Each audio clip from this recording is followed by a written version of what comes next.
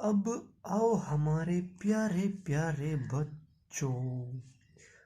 तो आज जादू के पिटारे में क्या है? आज एक नया chapter, next chapter, chapter number 9, और जिसका नाम बता रहे हैं हम दृढ़ पिंडों तथा कणों के निकाय की गति। ठीक है।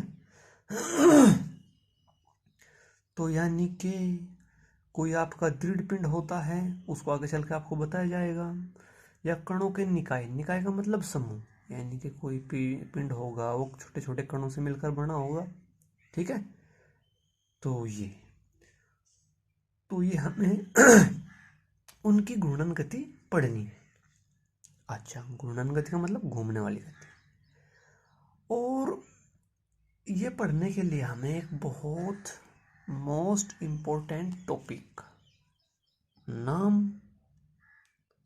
द्रव्यमान केंद्र,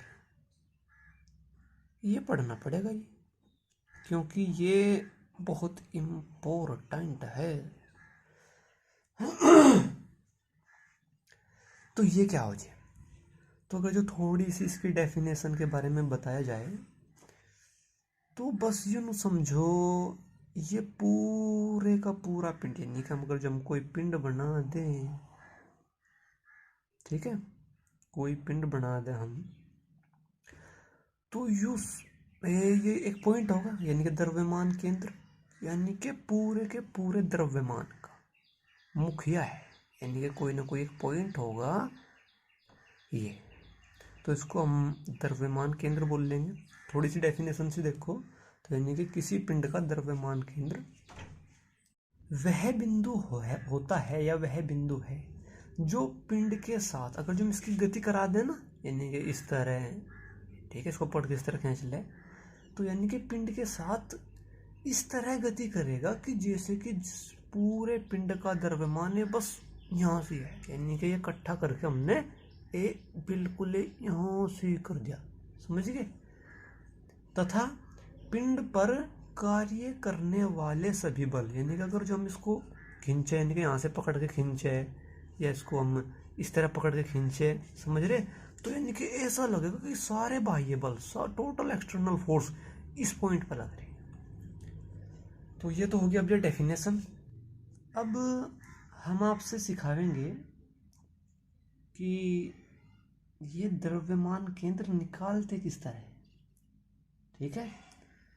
तो यानी कि अब आपको निकालना सिखाया जाएगा। और पहलो हम क्या करवाएंगे, पहले तो ऐसे, यानी कि कोई ऐसा सिस्टम लेंगे, ऐसा निकाय लेंगे जिसमें 2 कण होंगे। जब आप 2 कणों वाले निकाय का द्रव्यमान केंद्र निकालना सीख जोगे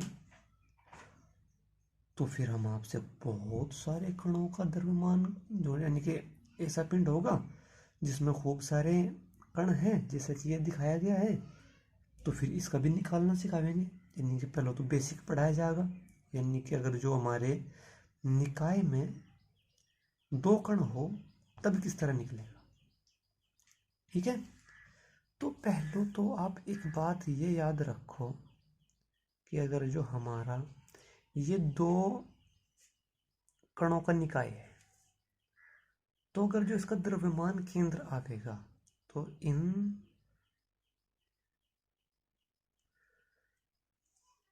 कणों को मिलाने वाली रेखा पर होगा।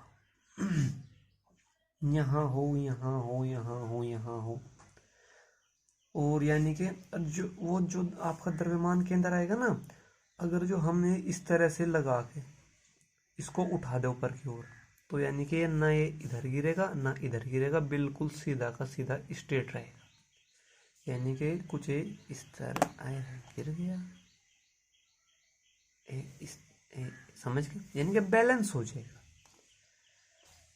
तो अब आप सीख गए कि 2 कणों का निकाय है हमारे पास, ये इसका हमने क्या निकालना है, द्रव्यमान केंद्र। तो जी, और आपसे हमने बता दिया कि वो इस दोनों कणों को मिलाने वाली रेखा पर होगा। कितना होगा, किधर होगा, देखो। तो पहले हेडिंग लगाओ, दो कणों के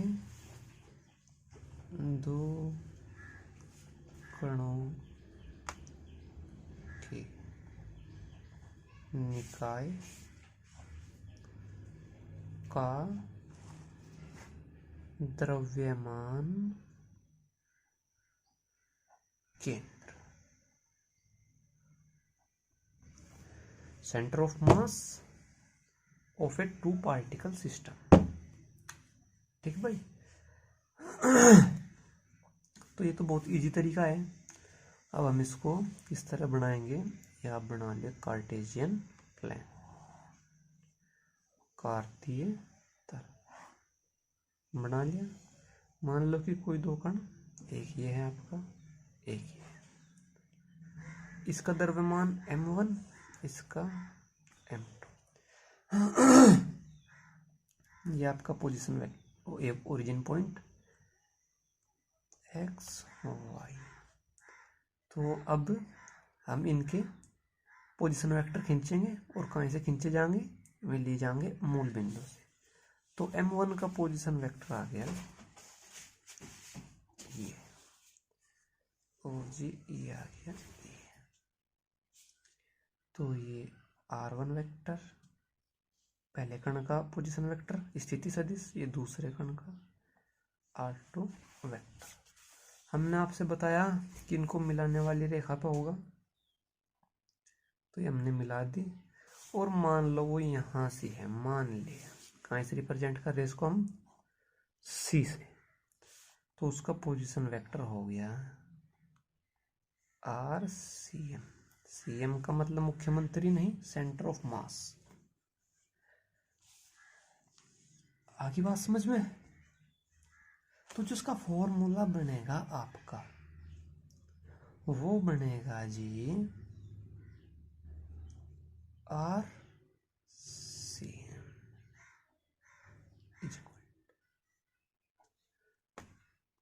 m1, और जी उसी के ही पोजीशन वेक्टर में से गुणा कर देनी है। ठीक है। प्लस दूसरे कण का द्रव्यमान और उसके पोजीशन वेक्टर की मल्टीप्लाई, और जो डिवाइडेड बाय जितने सारे कणों के द्रव्यमान में जोड़ दो। ये होता है आपका दो कणों के निकाय के द्रव्यमान केंद्र का स्थिति सदिश, यानी कि स्थिति आ। ठीक है। तो ये तो हो गया वेक्टर में, यानी कि ये तो आप सबका सामान्य हो गया। अगर जो हम बात कर लें इस वाले के लिए, तो इस वाले में बात किस तरह बैठेगी, तो बनाना तो कुछ इस तरह ही पड़ेगा।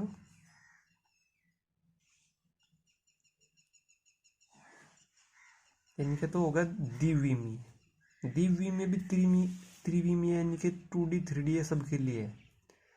कोई प्लेन होगा तो यानी कि 2D में बात आ जाएगी, और कोई बॉडी होगी तो यानी कि वो तो आगे बताया जाएगा। अच्छा, अगर जो ये हम इस कंडीशन में बात करें, तो मान लो ये हमारा कितना हो गया, एक ये कोई कण है m1, ये दूसरा है m2। अच्छा जी, ये O दूरी कहाँ से नापेगी, मूल बिंदु से। तो मान लिया कि जो ये आपकी दूरी कितनी होगी, y का तो इसमें सिस्टम है ही नहीं, समझ गए, y तो 0 ही है। तो ये दूरी मान लिया आपने x1 और x2, यानी कि यहाँ से ही लगा के यहाँ तक की होगी आपकी x2।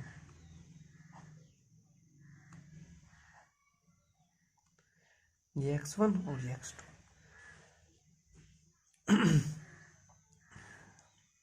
अच्छा जी, तो अगर जो हम इसका द्रव्यमान केंद्र निकालना चाहें तो कहाँ से आएगा, वो इसी रेखा पे, यानी कि यहाँ से आ सके, यहाँ से आ सके, यहाँ से आ सके, यहाँ से आ सके, समझ गए। तो वो उसको हम किस तरह निकाल लेंगे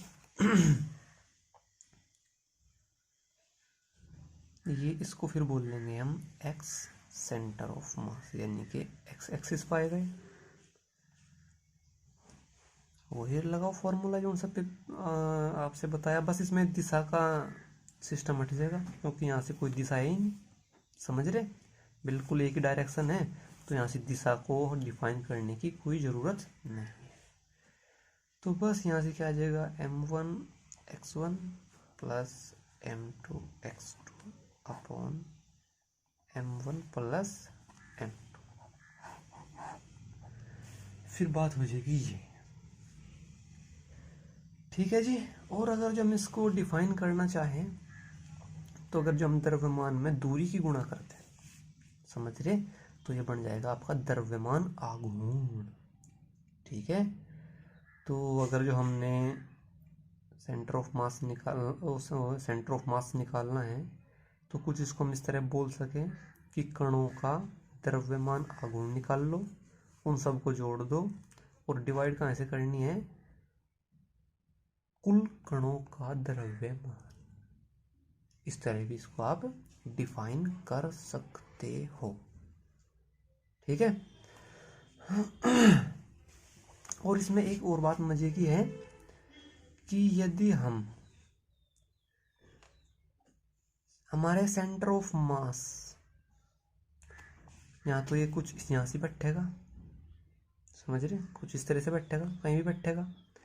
तो अगर जो हम इसको सेंटर ऑफ मास को 0 पे शिफ्ट कर दें, समझ गए, तो यानी कि एक्स एंड इसकी XCM की वैल्यू हम 0 रख दें, तो कुछ इस तरह से बात आएगी, m1x1 प्लस m2x2 और divided by m1 plus m2।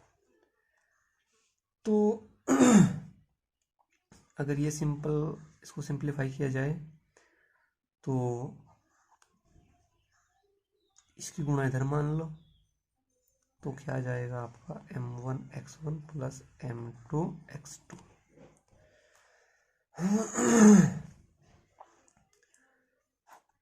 तो क्या होगा भाई, यहाँ से बराबर 0। तो अगर हमारा द्रव्यमान केंद्र मूल बिंदु पे है, तो द्रव्यमान आघूर्णों का योग 0 आता है। इस बात को भी आपको याद रखना है, आगे चल के काम आएगी आपके। अच्छा जी, हमने देखो पीछे क्या बताया, थोड़ा सा इसको ब्रीफ में देखो। एक तो द्रव्यमान केंद्र बताया कि इसके क्या इंपॉर्टेंस होगी, यानी कि कुछ ऐसा होगा सारे के सारे बल इस पे ही लग रहे हैं, ठीक है, यानी कि ये पूरे के पूरे द्रव्यमान का सेंटर है। अच्छा जी, फिर हमने बताया कि ये निकाल लेंगे किस तरह, ये हमारा कोई 2 कणों का निकाय था, उसका हमने सेंटर ऑफ मास निकालना था।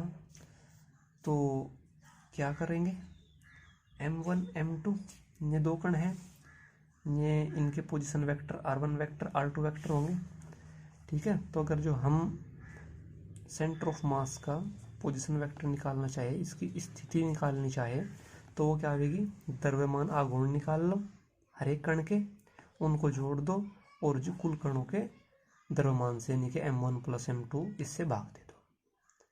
ये बताया आपसे, ये तो हो गया 2D में। अगर जो 1D की बात हो, यानी कि एक ही रेखा में हो, तो जब एक ही रेखा में होंगे तो यहाँ से दिशा मायने नहीं रखनी, तो हम दिशा को यानी कि ये दिशा यहाँ मायने नहीं रख रही, तो दिशा को यहाँ छोड़ देंगे। तो फिर वही x1 क्या है, हाँ दूसरी बात यानी कि इम्पोर्टेंट बात, जो ये हमने पोजीशन वेक्टर खींचे ये मूल बिंदु से खींचने हैं, और इसको हम क्या बोल लेंगे कि ये मूल बिंदु के सापेक्ष कणों के स्थिति सदिश है।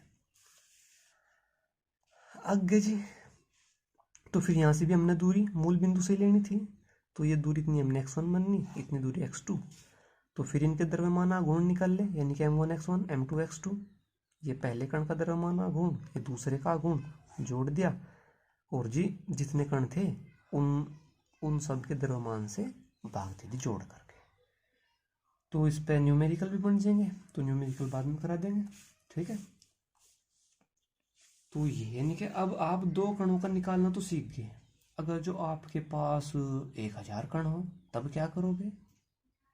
और ये सिंपल बात है, जो बात 2 में लगेगी वही 100 में लगेगी, ठीक है। तो हेडिंग लगाओ बस। हेडिंग किस तरह लगेगी आपकी?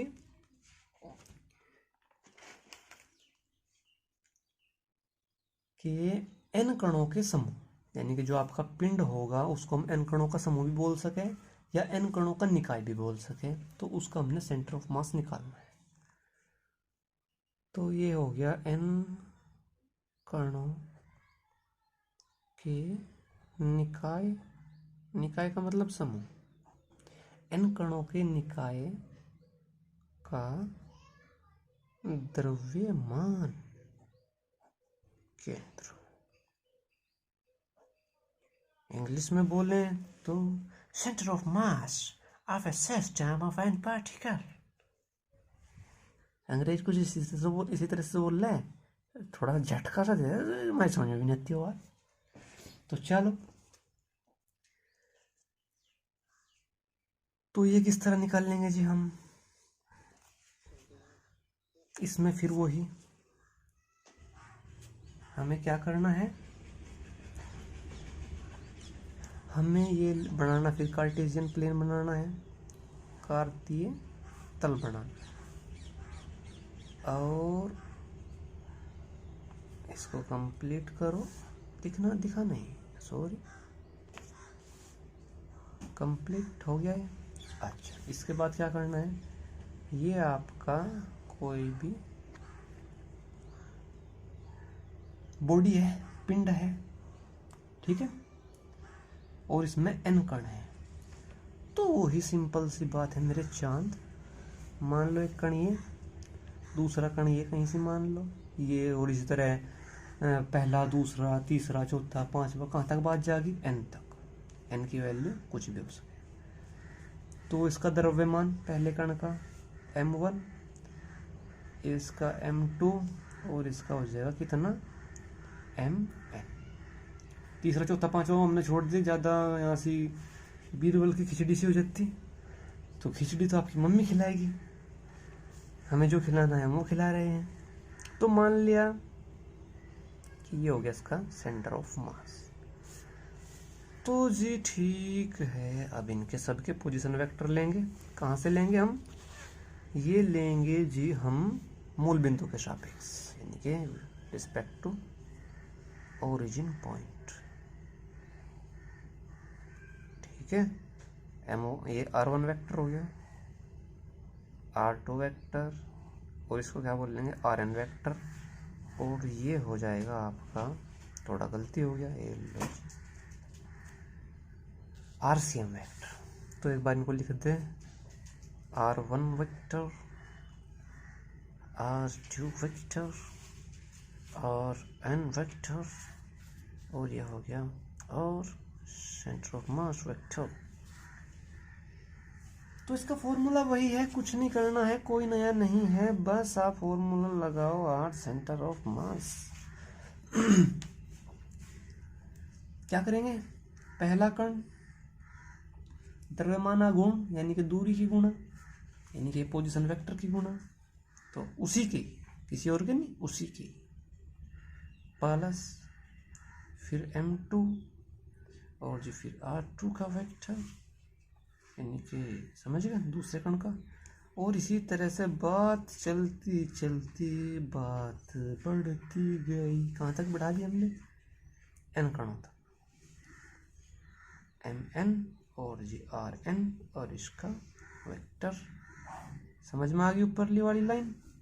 और अब आप इसको जोड़ना शुरू कर दो, m3 m4 m5 m6, और जी बात कहाँ तक गई? mn तक। और अगर हम इस बात को छोटा करके लिखना चाहें, क्या होगा? क्या काम आएगा यहाँ से? समेशन, समेशन सिग्मा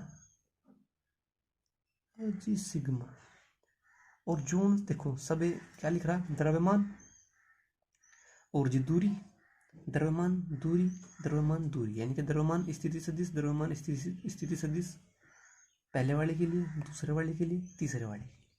तो इसको हम लिख देंगे एम आई और जी आर आई वेक्टर।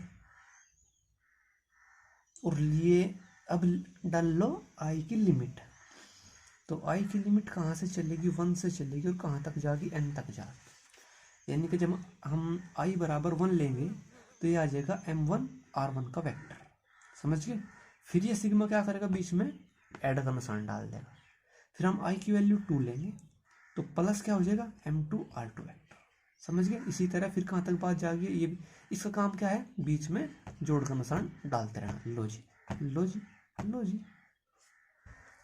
अच्छा जी, और नीचे क्या हो जाएगा आपका, नीचे बस हमने एम आई और इस पर लगा दो आप समय से, और आई की वैल्यू भी वहां से वहां तक ही जाएगी, 1 से लगा के n तक जाएगी, ठीक है। और ये हो गया आपका सेंटर ऑफ मास का पोजीशन वेक्टर का फॉर्मूला।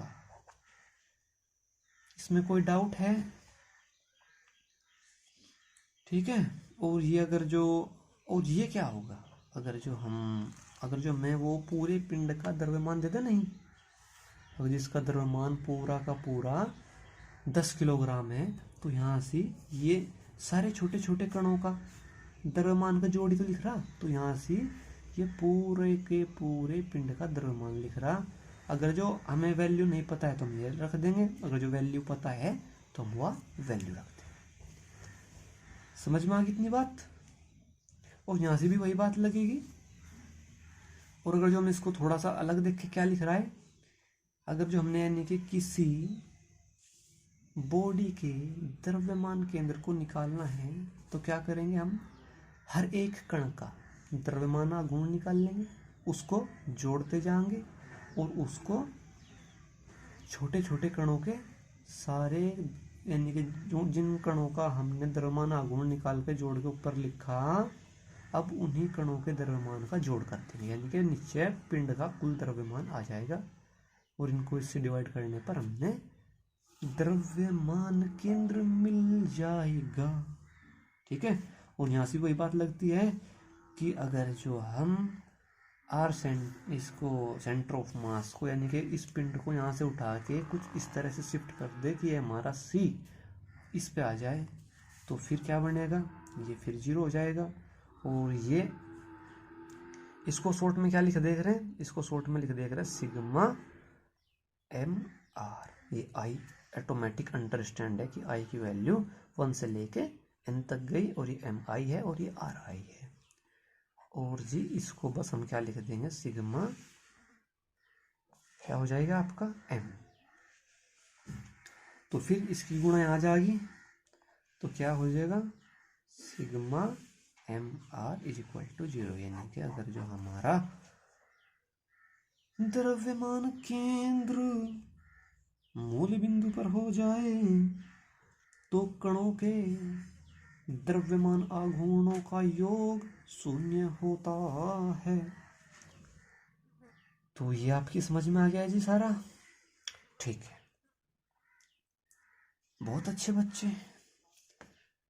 तो अब हमारा नेक्स्ट टॉपिक क्या है, नेक्स्ट टॉपिक है हमारा कि अब हम क्या करेंगे, हम एक समान छड़ लेंगे। अब से पहले हमने दो कणों का बताया था, ये n कणों का बता दिया। अब जो हमने क्या ले लेंगे, एक समान छड़। एक समान का मतलब समझिए, एक समान छड़ का हमें क्या निकालना है, द्रव्यमान केंद्र।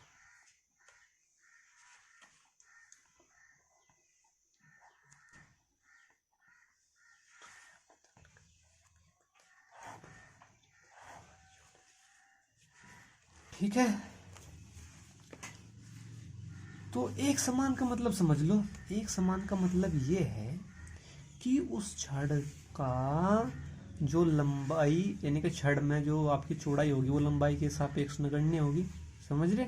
उसमें आप ये कह लो कि लंबाई बहुत ज़्यादा और चौड़ाई बहुत कम, छड़ उसको ही तो कहेंगे रोड। एक समान का मतलब समझो, एक समान का मतलब ये है कि उसकी जो मोटाई है वो हर जगह से एक समान है। अगर छड़ को कुछ हम इस तरह से बना दें तो एक समान का मतलब इसका यानी कि कोई हम 1 सेंटीमीटर का टुकड़ा यहाँ से काट दें, कोई या यहाँ से काट दे या यहाँ से काट दे, 1 सेंटीमीटर के हम कितने टुकड़े ले लें तो उनका द्रव्यमान एक ही आएगा। ऐसे नहीं आएगा जी यहाँ से घिस रही थी जी, ये पुरानी होगी गुरु जी, एक घिसी हुई नहीं लेनी है, तो फिर वो एक समान नहीं रहनी, समझ गए। तो अब हमें इसका द्रव्यमान केंद्र निकालना है। क्या दिया है हमको, क्या दे रखा है, छड़ का कुल द्रव्यमान m है, अच्छा जी, कुल लंबाई l है, अच्छा जी। तो इसका हमने क्या निकालना है, सेंटर ऑफ मास, इसको हमें फाइंड आउट करना है। तो इसके लिए आपने कुछ नहीं करना है, फिर वही कार्टेशियन सिस्टम बनाइए आप, बना दिया, ठीक है। ये आपका हो गया कार्टेशियन सिस्टम। रोड में कोई मोटाई नहीं है तो हम इस रोड को कहीं पे बिछा लेंगे, एक्स एक्सिस पे बिछ गई, अच्छा। और अब हम इसका बहुत बारीक हिस्सा लेंगे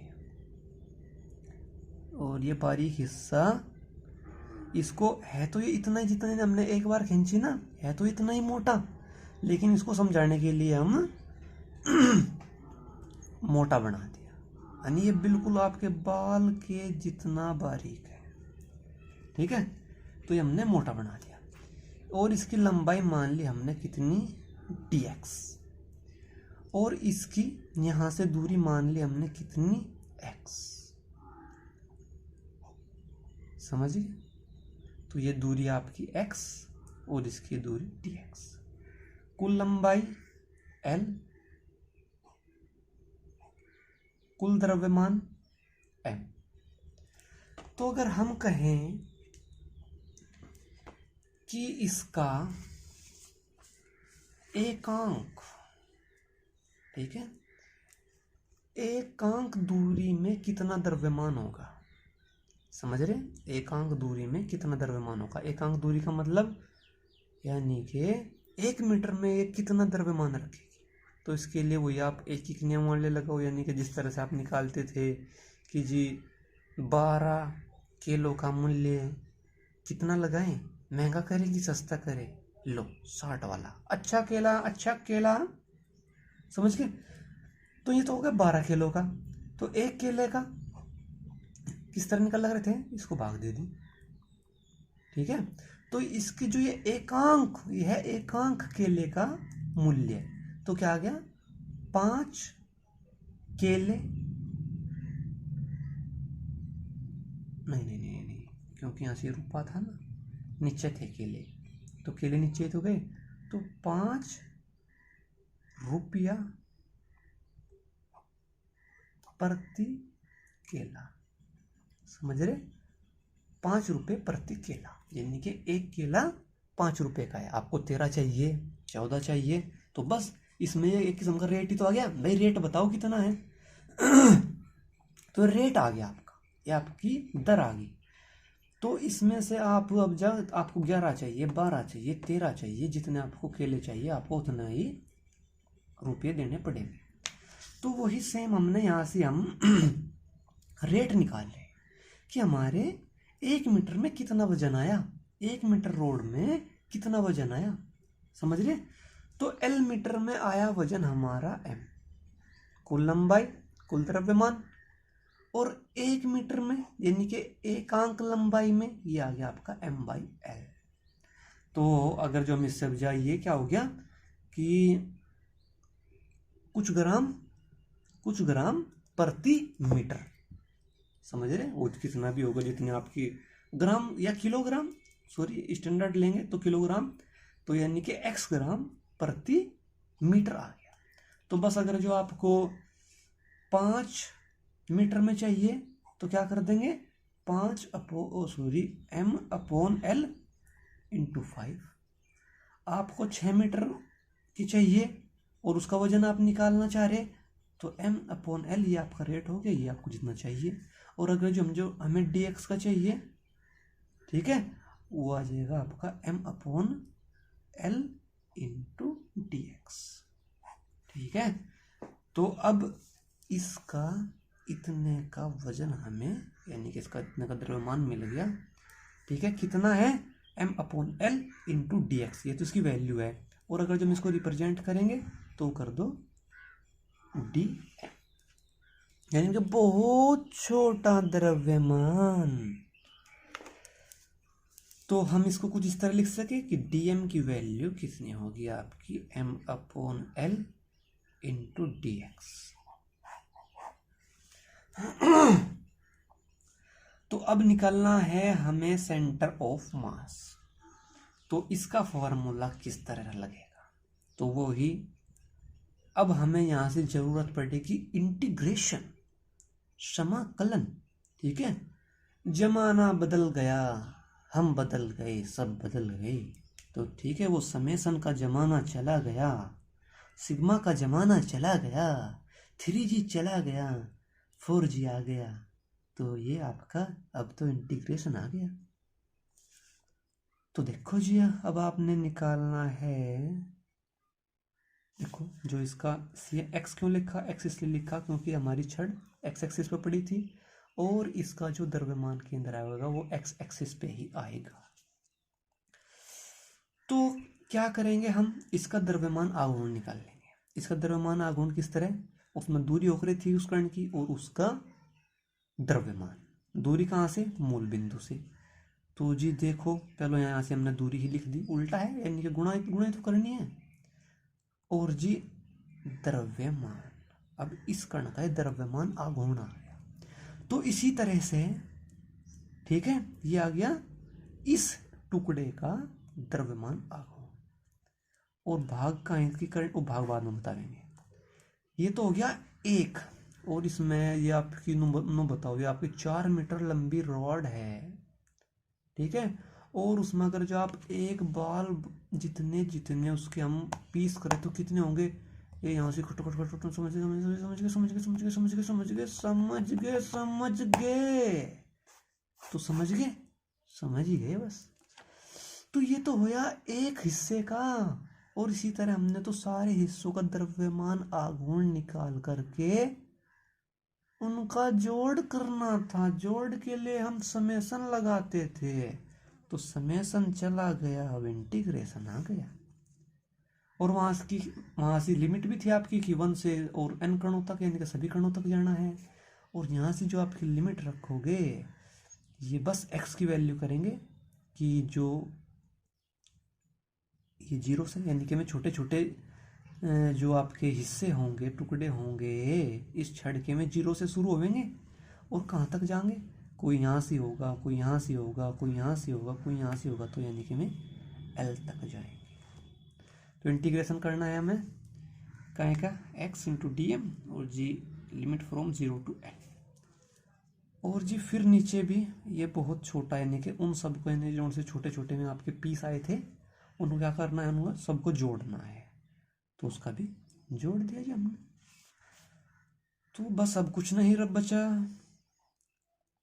0 टू L x dm की वैल्यू रख दिया आपने, क्या आ गया, m/L और जी dx, ये आपकी कांस्टेंट है। ये पूरी, यानी कि आप यहाँ से कोई पार्ट, यहाँ कोई हिस्सा लो, यहाँ हिस्सा लो, यहाँ हिस्सा लो, यहाँ लो, तो x की वैल्यू तो बदल रही है, यहाँ से x की वैल्यू कुछ और यहाँ से कुछ, और जी dx तो dx यानी कि है बहुत छोटा। ठीक है, तो ये तो बाहर नहीं जाएगा, यानी कि ये आपकी वेरिएबल है, इसके तो हम रेस्पेक्ट में कर ही रहे हैं इंटीग्रेशन। ये कांस्टेंट है, तो ये आ जाएगी आपकी बाहर, और ये हो जाएगा आपका पूरी रोड का द्रव्यमान, वो है L। तो m/L बाहर आ गया आपका, और divided by m integration x in dx और 0 टू L। तो m बाई एल, ये m से m गया और ये l बटे में था, तो ये कुछ इस तरह से आ गया। x का इंटीग्रेशन आएगा, बताया था जितनी घात है उसमें एक और जोड़ दो, एक और एक दो होगी, अब जुड़ के जितनी घात होगी उससे भाग दे दो, लिमिट वही है 0 to l। ठीक है भाई। और जी ये 1/l, अब ये लिमिट यहाँ पुट करो, x की जगह तो l² माइनस, जब 0 पुट करोगे तो 0 आ जाएगा, यानी कि 0 का स्क्वायर उसकी भाग 2 से होगी तो 0 ही आएगा, तो ये आ जाएगा हाफ नहीं 1/l इंटू l²/2, l से l कैंसिल, तो ये आ गया आपका l/2। तो यानी कि l/2 क्या है, यहाँ से l/2 कहाँ से नापेंगे हम, यहाँ से नापेंगे, क्योंकि सब यहाँ से तो नाप रहे, तो l/2 यहाँ से बैठेगी। ठीक है, तो ये आ गया आपका सेंटर ऑफ मास, यानी कि centre of mass is equal to l/2। यही आपको प्रूफ करना है, नंबर आपके पूरे। अच्छा जी।